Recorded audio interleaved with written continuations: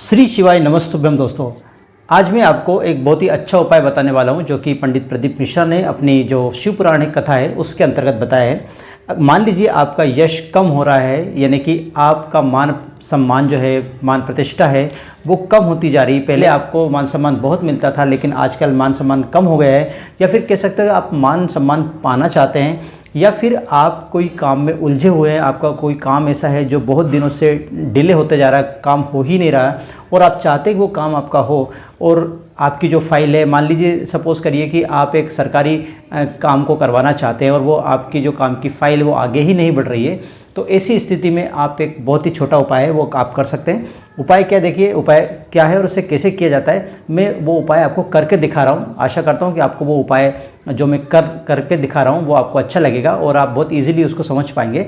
उपाय क्या है, देखिए हम करते हैं इस उपाय को। फिर इसके लिए करना क्या, आपको एक लोटा लेना है। जैसे देखिए एक तांबे का लोटा है, इसमें आप क्या करेंगे कि जल भर लेंगे। जल भरने के बाद आप शिव मंदिर जाएंगे। शिव मंदिर जाने के बाद ये जो जल है, ये जल को आपको शिव जी के ऊपर, यानी शिवलिंग के ऊपर आपको ऐसे चढ़ाना है।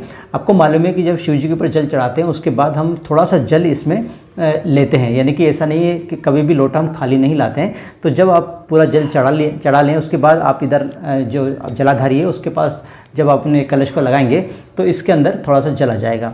अब क्या करना है, उस जो जल आपका आया है उस जल को आपको थोड़ा सा जल जो है उसमें आपको थोड़ी अपनी 3 उंगली जो है, ये तीनों उंगली आपको इसमें डुबोना है जल में। और ये तीनों उंगलियों को आपको जो शंकर जी का त्रिशूल है, शंकर जी का त्रिशूल है, उसके तीनों जो नोक होती है, त्रिशूल की तीनों नोक होती है, उन तीनों नोक पे आपको इसको टच करना है। ध्यान रखें, पहले आप साइड वाली जो नोक है उस पर टच करेंगे और फिर जो बीच वाली बड़ी वाली नोक है उसके ऊपर टच करेंगे।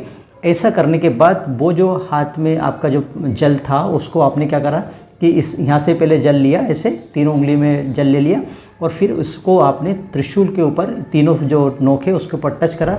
उसके बाद फिर आप वापस इस जल में उसको टच कर लीजिए। इसका मतलब ये है कि इस जल में भी अब वो त्रिशूल का जल आ चुका है। ठीक है, अब ये जो जल है, इस जल को अगर आप आचमन करते हैं, अपने घर में छींटते हैं, आचमन करते हैं तो भी आप घर में छींटते हैं तो भी आचमन भी करिए और घर में उसको छिड़क भी दीजिए। अगर आप ऐसा करते हैं तो कुछ ही दिनों में आप देखेंगे कि आपका जो रुका हुआ काम है वो भी बन जाएगा और आपका जो मान सम्मान खो गया है या आप अगर मान सम्मान प्राप्त करना चाहते हैं तो दोनों ही काम जो है इस उपाय के थ्रू आप बहुत अच्छे से कर पाएंगे। मैं आपको फिर से बता रहा हूँ उपाय, एक बार और जान लीजिए। आपको करना क्या है, एक तांबे का कलश लेना है, तांबे का लोटा लेना है। उस तांबे के लोटे में आपको जल भरना है। जल भर के आपको शिव जी के मंदिर में जाना है। ठीक है, शिव जी के मंदिर में जाके वो जल जो है वो आपको शिवलिंग के ऊपर चढ़ा देना है, यानी कि शिवलिंग के जैसे अपन अभिषेक करते हैं उस तरह से आप शिवलिंग के ऊपर जल चढ़ा देंगे।